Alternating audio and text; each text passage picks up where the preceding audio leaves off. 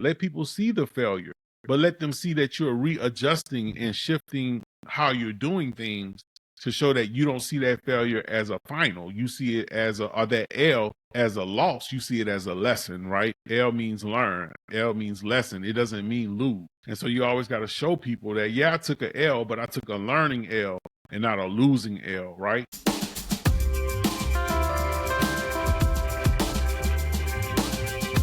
Welcome to the Sustainability Transformations podcast, where we explore bold ideas which has a positive impact on people, community, and business. And today we are so pleased to have Jamaul Ford, who looks around the growth with empathy, leading and scaling a new business area. And we're going to explore the empathy-led leadership and business resilience. So thank you once again, Jamaul. Can you introduce yourself and share what gets you excited around the leadership and business aspect? Yeah, so thanks so much for having me. My name is Jamaul Ford. I'm a second generation entrepreneur. And so I've been doing this, I want to say about 15 years now in entrepreneurship. So I'm super excited to be here. I'm super excited to be able to share my expertise and my insights. I want to say in the last 5 years or so, I've been able to generate roughly about $10 million, my companies and also the companies that I do consulting with as well. You call yourself a Maven?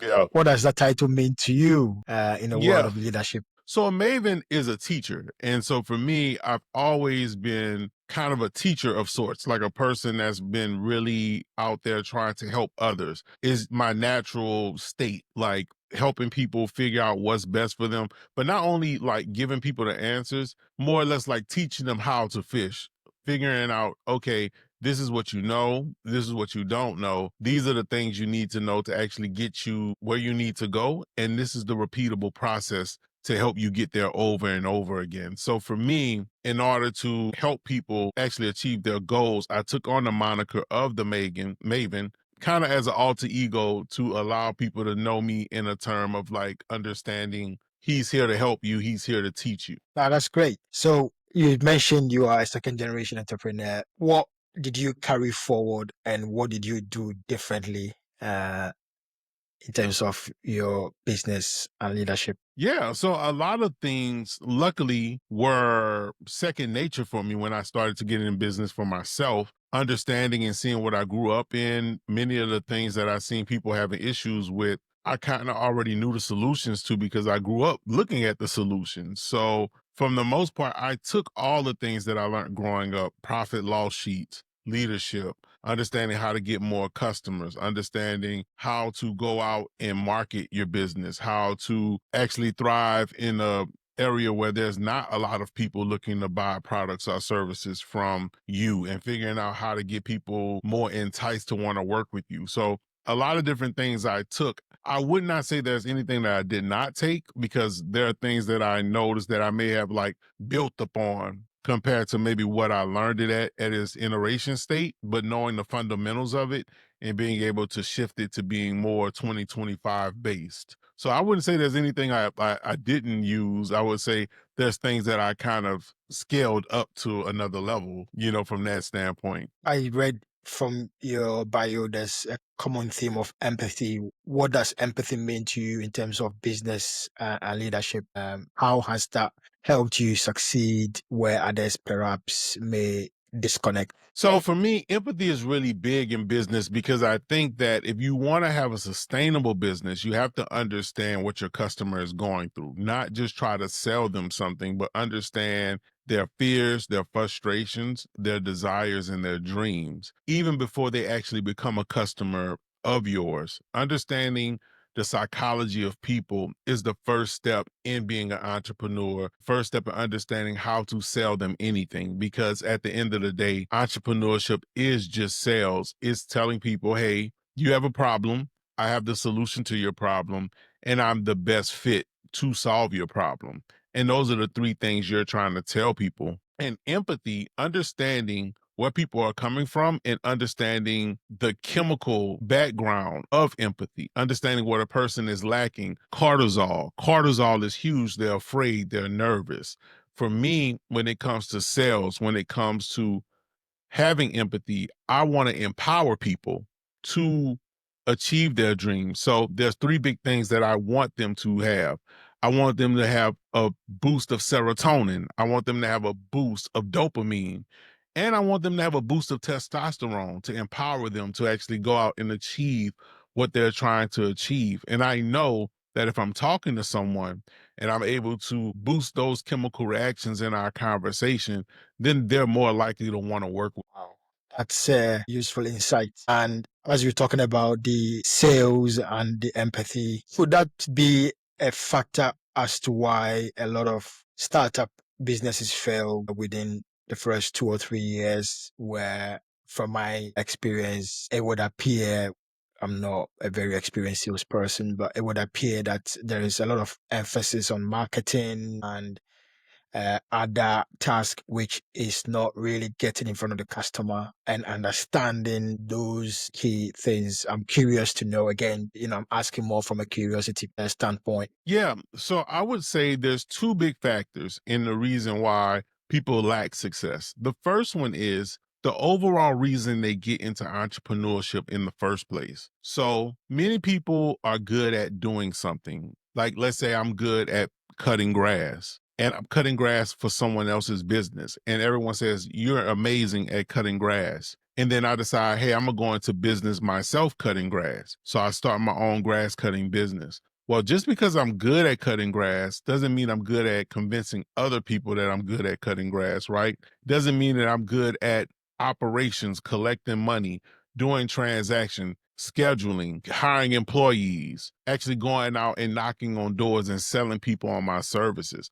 So most people, I would say 90% of people get into entrepreneurship from what we call the person that's actually doing the task and not from the entrepreneur. They come in as the person who's just I would say, what's the best term for it? You have an operator, you have an entrepreneur, and then you have the person that actually does the task. They're coming in as the person that actually does the task. And the truth is, they need to understand that their responsibility is only to sell people. It's actually easy to find someone else to cut grass. It's harder to sell people on buying your services, right? The second thing I would say is actually having a personalized system to master themselves. Many people don't understand that being an entrepreneur, you have no boss. You're your own boss, but you have to have discipline to be your own boss. And I'm not really big on discipline. I'm big on systems. I always say systems over discipline.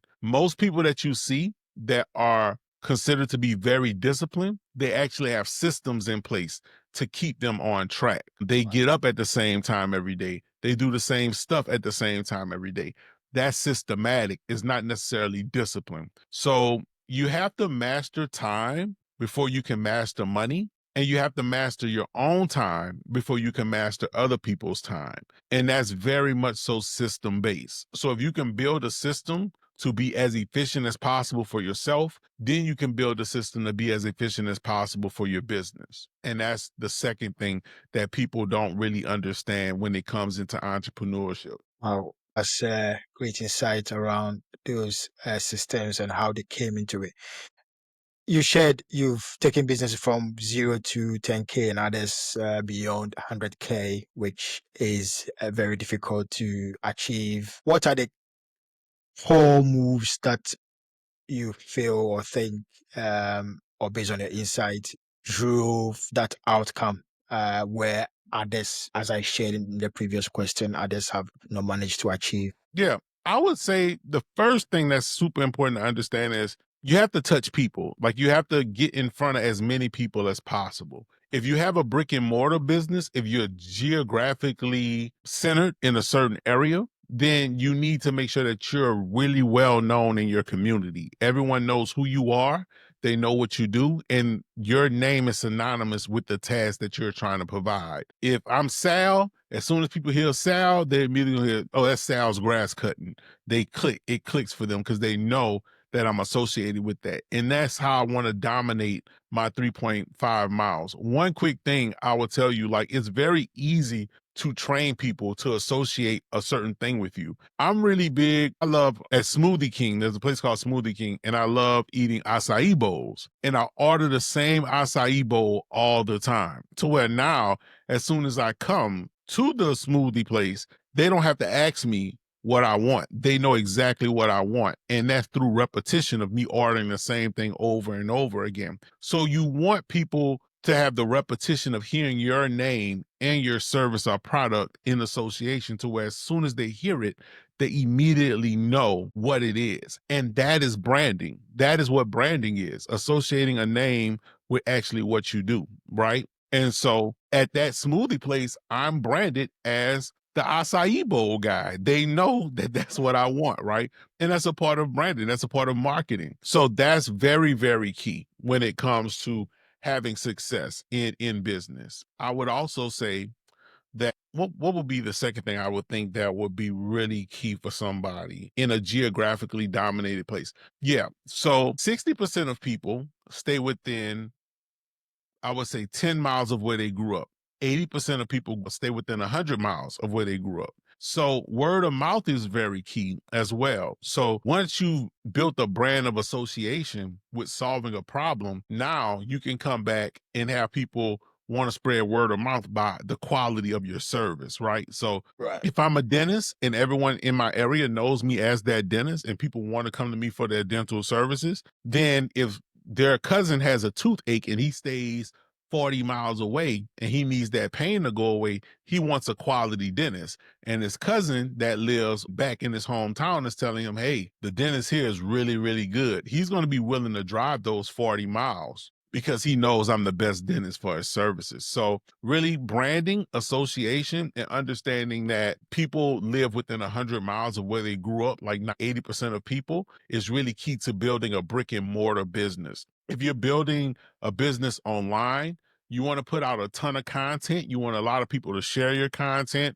You still want to reach out to people that you know online, warm outreach, sharing your posts, letting them know who you are, what you're doing through DM, through messaging. And then you want to also make sure that you're running ads, you're doing affiliate programs, you're doing brand partnerships online, and you do all of those things before you even start to consider doing cold outreach. Wow. Even before you start the code outreach. Wow. Yeah, yeah. Like That's the best example for that would be if I reach out to you and provide my and say, "Hey, I'm going to do my services for you," and you don't know who I am. I'm not going to sell you the first time I talk to you. I already know that. So I have to give you value on the first time we talk. I have to give you something. Either I send you something through email or something I tell you has to be of value to you. As soon as we get off the phone or as soon as we get off the video call, you're going to Google me. You're going to look online and see who I am. And then all of that brand partnership, those content pieces, those ads, that's when it takes place because not only did you hear from me, you can see online that I'm a viable person to actually get services from, right? So that's why it's important before you even start doing cold outreach. nice to know that it's better to start with giving people something upfront, pay it forward before you start even asking for something from them, which, it's obvious, but I didn't think about it. But yeah, as you mentioned, it looks quite good. Yeah. I will say this is important. I have a client that has a mental health coaching business and she starting out on LinkedIn and trying to build up her business. And she's gets like 5 or 10 likes, 15 likes, which you can't really worry about how many likes you get on a post because you have to know that your post is having impact. Recently, she had a family member pass away and she posted on LinkedIn that her family member passed away and it was really devastating for her. She got like 800 likes and she got like so many shares of the post because the post invoked emotion, like people felt for her, right? And Mm. you got to understand that most sales are emotional purchases. People feel something before they actually decide to buy, like whether it's Right. laughter, whether it's anger, whether it's frustration. You know what I mean? Your Mm. post or your social media, are you communicating with people, you have to invoke the emotion. That's why when Right. you're talking to someone, you have to say, is this person getting a dopamine hit from our conversation? Is this person getting a serotonin hit from this conversation? Is this person getting a testosterone boost from this like, do they feel empowered by what I'm telling them that they can Mm. achieve the goal? Do they feel excited about this? Like your posts have to do that. You can't just post something just to post. Like people have to feel something behind. They have to laugh. You want them to feel an emotion, and then they're going to Yeah. click. Like now you have their attention, and people pay Yeah. attention before they pay money. Wow. People pay attention for, wow, that's impressive. I mean, I have noticed that the content which I post maybe 12 months ago had, you know, the viewers, LinkedIn will break into entry, managers, seniors, VP, where I intentionally wanted to focus on the seniors, the directors, because of the type of service, and training I would like to provide. But I have noticed that there is less likes, even though there is more viewership, which has switched. But it would appear that the directors and the seniors are less likely to click like or comment. Is that a general observation? Yeah, I'll try to remember. I'm gonna say three things about what you said. The first thing is Okay. I just want to empower you with this story. So I live in Louisiana and I was in Mexico, I want to say about a year ago. I was in Mexico, 600 miles away from my house, and I was walking around Mexico and a lady came out of nowhere, was like, Jamal. And I was like, I looked at her. She was, I was like, yeah, my name's Jamal. She was like, oh my God, I watch all your content on social media, right? This lady was from Wisconsin. Wisconsin is like 4 or 5 thousand miles away from Louisiana. It's really far. We're nowhere close, and we're meeting Right. in a whole different country, right? She recognized me from TikTok, right? I don't even post a lot on TikTok. So I went back and I looked at my videos on TikTok. She liked absolutely none of my videos. There were no likes from her, but TikTok shows me who views it. And I seen all the ones she had viewed. She had never liked any of them, but she had viewed them. So when she seen me, she recognized me, right? So you can't judge the success of a post based off of likes or comments or shares, right? You want to just put content out there and reevaluate your content and make sure that you're getting better. You want to say, is my content giving emotion? That's the most important thing. Like, do people feel something about this? Like, let me just not put out general information. Even when you watch Mm. sports television, it is entertaining, it's value-tainment, right? That's the term I like to use, value-tainment or like entertainment and education, right? Edutainment, Yeah. right? It's like Sure. education Yeah. and entertainment, right? So you have to Mhm. make sure that your content has those things involved in it. So I would tell you this is what I know. I know for me, if I post 3 posts a day, no matter how many likes they get, someone's going to reach out about my services. It doesn't matter how many likes, how many comments, how many posts. I know that because I've watched it and I know, okay, if I do 3 posts a day, someone's going to DM me, someone's going to click my link, someone's going to do something. And so that is what you're looking for. And that is a Right. volume game, right? That is volume. Like, let me put out as much content as possible. Let me put out 10 pieces of content a day. If I put out 10 pieces of content a day, is anyone DMing me or responding to my content? Okay, let me put out 20 pieces of content a day. Okay, let me put out 30 pieces. Like, how many pieces of content do I have to put out in order to start getting people to reply or engage with my content? And that's just a sheer volume thing. The last thing I will tell you, I remembered all three, so I'm glad. The third thing is because of the people that you are targeting, you can actually centralize the emotion that you want them to feel. And the easiest Right. emotion to invoke, especially with the people that you're targeting, is nostalgia. Because nostalgia, it makes people remember their younger years or better times in their life. Even music, the music that gets the most play has nostalgia. They'll remix an older song or they'll take an older track and flip the track because people recognize that track and then now they recognize the new verse over it. So most of the time when artists want to make a hit, it's not really hard for them to make a hit. They'll just buy a older track that was really popular. They won't make any money off of that hit because they know that most of the publishing rights are going to go to the previous song, but that's going to help push the rest of the album, right? So Right. so nostalgia, especially with your target audience, is the biggest thing I would like to like. Are my posts creating nostalgia? Do they remember, when they were kids? Do I want them to remember when they were teenagers? Do I want them to remember when they were like middle-aged adults, and like focusing in on that emotion and then making sure that all my content reflects that. Yeah, great. I've written that nostalgia down. Is definitely one of the key things I need to focus on. So, how can someone with limited capital, now with AI tools, as one example, starting out in 2025, how to make sure they don't get lost in the noise?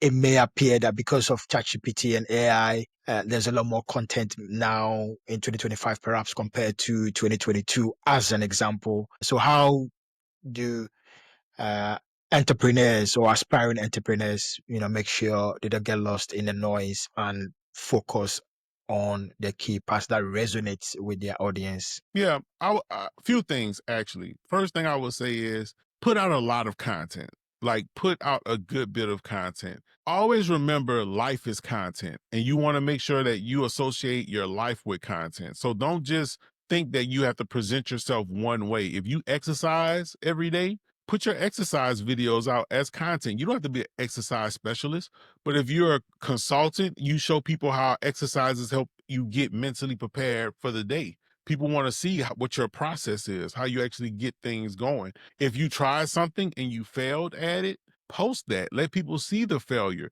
but let them see that you're readjusting and shifting how you're doing things to show that you don't see that failure as a final. You see it as or that L as a loss. You see it as a lesson, right? L means learn. L means lesson. It doesn't mean lose. And so you always got to show people that, yeah, I took a L, but I took a learning L and not a losing L, right? And so posting content, make sure life is content is super important. And last, and I would say most important out of all this, there are so many platforms that we do not focus on when it comes to posting content. So many people focusing on Instagram, TikTok, Facebook, Google. No one focuses on Pinterest. No one focuses on Snapchat.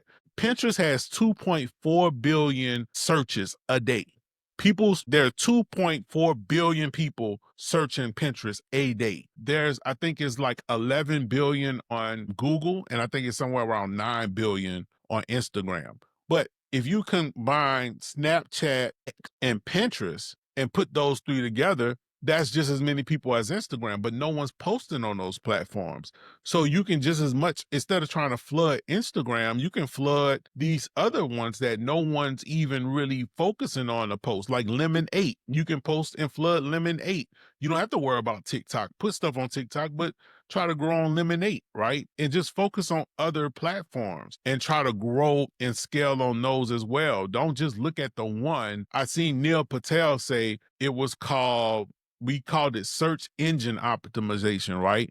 But now he's saying call it search everywhere optimization, right? Like it's like, hey, people need to be able to find me no matter where they are, no matter what platform I know. Someone Googles Jamaul Ford on Pinterest, I'm coming up like crazy on Pinterest, right? Someone Googles me on Lemonade, I'm coming up like crazy on Lemonade. So don't really worry about just growing on Instagram, TikTok, or Facebook. Like use the other platforms and you might get more traction on one of those. I know about Pinterest, but I haven't actually heard about the lemonade. So I think I need to explore that straight Yeah. after this. Lemonade is actually owned by the same people. BitDance, the same people who own TikTok own Lemonade. Yeah. You talk about transforming a waiting list into a wealth list. Tell us the story behind that and how others Yeah. can do the same. So a lot of times, I'm really big on supply and demand, and I'm really big on the fact that you want to make sure that there's a demand before you even create a supply for a product. So if you see that there's a need out there and people want help, the very first thing you should do is you have an idea, you make what's called an MVP, a minimal viable product, and then you go and you want to ask 300 people, hey, are you having problems with this? Are you having issues with this? Because being an entrepreneur is being a problem solver. And you want to first figure out, are there a lot of people that's actually having an issue with this? An example would be this. My friend is having so much success selling t-shirts. Now I think I can sell t-shirts. Well, nobody told me they wanted to buy my t-shirts, right? So I might spend $5,000 on a t-shirt printer and I might not make any money. But how about if I go out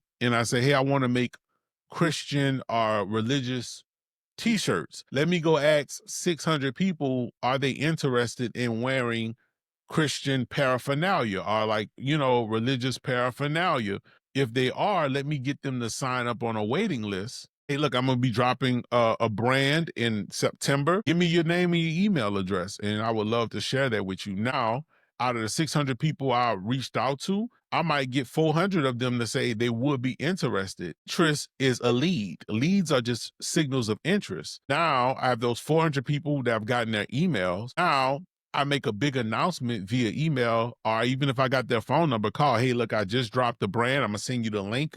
Check out what we're doing. Check out my content. Out of those 400 people, I can get 150 to actually buy a t-shirt. My t-shirt may be $30, right? If my t-shirt's $30 and I get 150 people to buy my $30 t-shirt, I think that's somewhere close to, I think that's over $3,000. It's somewhere around 30, I think, if I'm not mistaken.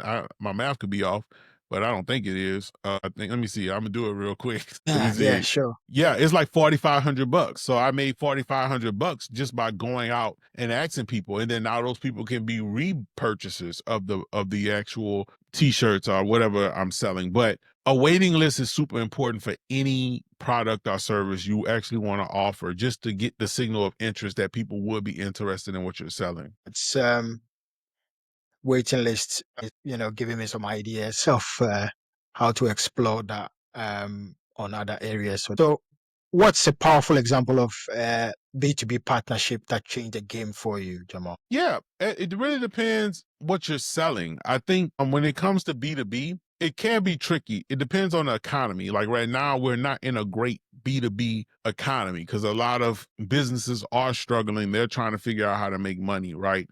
But we are in a great like side hustle economy. And let me give you an example. A lot of people are trying to make extra money because of inflation. Inflation is super high. Their normal 9 to 5 job isn't giving them enough money to be able to sustain life. So now they're trying to find things on the side to make money, right? So for me, I would look and see, well, what's the most popular side hustles in the world? Well, Uber Eats is one of the biggest side hustles in the world that people love. And so I would say, okay, people, let's say there's an average of 300 to probably, this is a low number. Let's say there's like 400 to 500 Uber Eats deliveries an hour in my city, or where if I'm in a large city, right? Well, what is the biggest hurdle that these people that's doing this side hustle is having?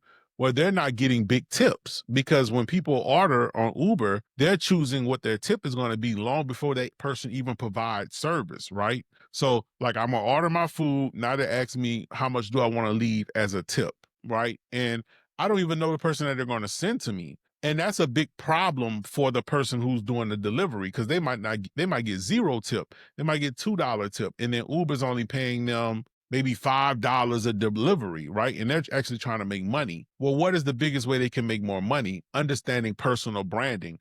How can I take this 30 minutes that I'm going to be delivering this food to this person and actually personally brand myself to, by the time I deliver them the food, they want to give me more money? Okay. So what I'm going to do is, as soon as I get their order, I'm going to message them on the app. Hey, this is Jamaul. I just received your order. I'm super excited to be able to bring this to you. It's going to be hot and ready as soon as possible. I'm going to message them and say, hey, I'm on my way to the restaurant right now to go scoop your food up. They're telling me it's ready. Once I pick up the food, hey, I just grabbed your food. I got one more delivery, but I'm going to be on the way. Just drop this off. I'm on my way to you right now. Hey, and then by the time I get to them, I'm going to be like, hey, they didn't have any utensils. I have utensils that I have. My utensils are going to be branded my utensils. I'm going to have a whole package, and I'm going to have a QR code on there. And that QR code is going to lead them straight to my Cash App, straight to wherever I'm going to take tips. You know what I'm saying? And then I'm going to say, man, look, I appreciate you, for me, utilizing me to order your service, anything you need. I also have a newsletter that gives people, I might have a newsletter that tells people about discounts or coupon codes for Uber Eats prices or products. Hey, subscribe to my newsletter, whatever like that, right? Now, whenever I leave that person, I had 5 to 6 touch points with that person that I made an impact. So now when they're looking, they're like, and they're trying to open up that pack of utensils and they got a QR code there, they're more likely to scan that QR code and leave me $5, an additional $5 to $6, $7 tip because the impact that I had. And I used that Yeah. 30 minutes to personally brand myself separate from Uber Eats, right? Yeah. And another impactful way I would tell you, if I'm driving Uber Eats and I know that I'm um going to be delivering 100 meal, like maybe like 50, do 50 a night.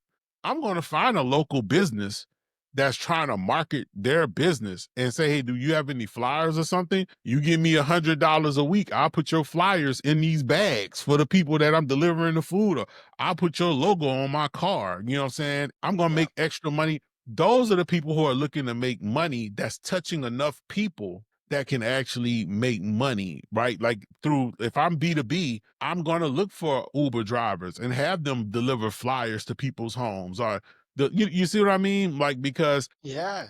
Uber Eats drivers are touching more people than my Facebook ad could ever touch, right? So if I reach out and I find 10 Uber drivers within a week, Uber Eats drivers within a week, they're going to touch probably like 2,000 people a week. Yeah. And they might only Yeah. charge me $50 a week to hand out my flyer. So Yeah. for me, that's how I look at it. I look at it from a standpoint of who's touching the most people. How can my business have the most impact? Because I have to touch people in order to make sales, right? So yeah, it's like, you never know, right? Yeah, no, absolutely. So, what major shifts do you predict the post baby boomer business culture is going to have impact in the business sector? Yeah, well, there's a lot of shifts, but I'll just focus on like the biggest shift is there's a lot of baby boomers who are selling their businesses. And so many people are like focused on starting businesses. But it might be easier to actually buy a business from a baby boomer because most of these baby boomers have owned these businesses for 15, 20 years, which means they're sustainable, quotable businesses. And if it's a 65, 70-year-old person and they're looking at the business, they probably don't have certain technology, certain things that can make the business more up to date and perform more efficiently that you will be able to come in and offer. The second thing is most of these baby boomers don't need the money up front. If they're selling the business for 2K, they don't really need all 300K right now. They may take 50,000 down and take the next 150 over the next 4 years. And you can use the income from the business to actually pay the baby boomer back for the business, right? And because they're still kind of there, their influence on the business has not left. And so the customers won't leave because they still know that their previous owner is still a part of the business. So buying businesses can be far more impactful than starting a business and letting it flop, right? Yeah, no, that's the business development and finding customers challenge with a completely new business compared to the baby boomer. They've iterated business. Yes, there is opportunity to improve, but no doubt there is. Okay, so what's your final word of advice as we draw this to a close to uh, aspiring entrepreneurs or business leaders from the key conversations from empathy and other areas that we've touched on that you want to leave with the listeners? Yeah, I would like to leave, and I try to leave people with this same word all the time. It's super important to be relentlessly consistent. Like you have to be consistent. Like it's not about you're not going to hit a home run all the time. You just got to show up every day and chip away at it. You have to be relentless about being consistent. Figure out what you can do. That's the easiest thing. That's the most sustainable thing for you to do day in and day out. And just be relentless about doing that same thing day in and day out. Don't do something that you can't sustain for a long period of time. Just find something you can sustain for a long period of time, do it, and just build up on that. But just be relentlessly consistent in anything that you do in life, whether it be business, whether it be personal, just try to be consistent in it. And over time, you will see success in that thing. A huge thank you to Jamal for the incredible insights. We started off from the empathy and other key leadership insights and the business, and then finally around those consistencies, changing a positive mindset. So, if listeners want to find more of your work, Jamal, where can they find you, please? So a few days you can find me. You can find me on Instagram under Jamaul the Maven. You can find me on LinkedIn under Jamaul Ford. You can find me on TikTok, Jamaul the Maven. You can also join my Funnel Factory. I have a community called the Funnel Factory. I'll be starting a community in the next month called the Hustle Collective. This is for people who have side hustles who are looking to grow and scale and make more money with their side hustles. And you can look at my website, Brand Maven, and find more information if you're looking for consulting to scale your actual business. That's great. Thanks once again, Jamaul. Thank you, man.